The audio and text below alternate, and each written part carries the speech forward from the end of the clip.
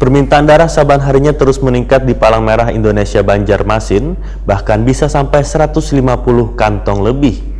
Untuk mencukupi persediaan stok darah di masa pandemi virus corona ini, PMI membuat pengumuman melalui pesan berantai di media sosial nang kaya WA untuk menggerakkan bubuhan pendonor datang ke unit donor darah yang berada di Jalan Es Parman, Banjarmasin Tengah.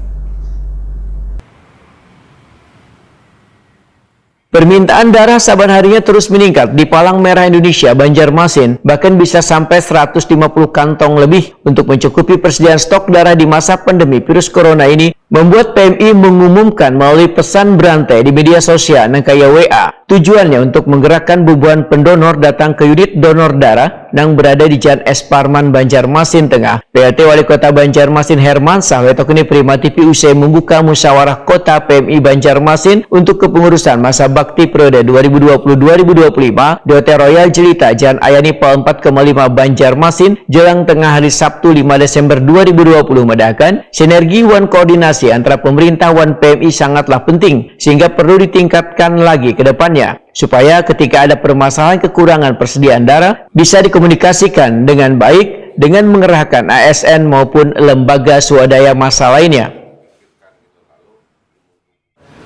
Sinergi dan koordinasi ini lebih ditingkatkan lagi supaya ada persoalan, ada masalah, ada kendala itu bisa dikoordinasikan dan dikomunikasikan. Salah satunya apa yang disampaikan kawan-kawan tadi, kekurangan darah segala macam, karena di kota Banjarmasin ini kan khususnya ASN begitu banyak, kemudian juga organisasi-organisasi kemanusiaan, ASN segala macam.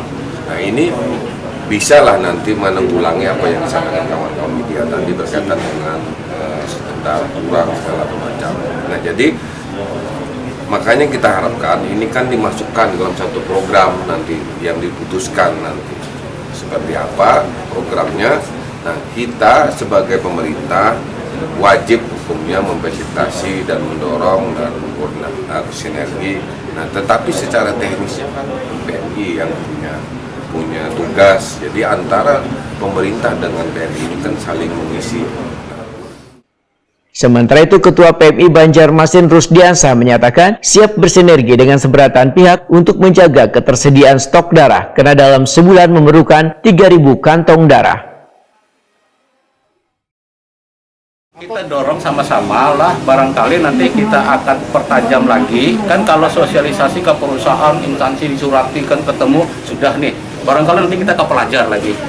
Pelajar sudah juga nih, cuma belum maksimal. Nah, kita mengharapkan ya sebenarnya jumlah penduduk kita ini kan kurang lebih 700 ya, 700.000 kan. Sekian persen aja sebenarnya dari jumlah penduduk nih mau menyumbangkan darahnya luar biasa. Kita perlu cuma 3.000 aja. 3.000 ya, boleh diambil 3 bulan sekali kan, tapi ada kabar terbaru bisa aja 2 bulan sekali gitu.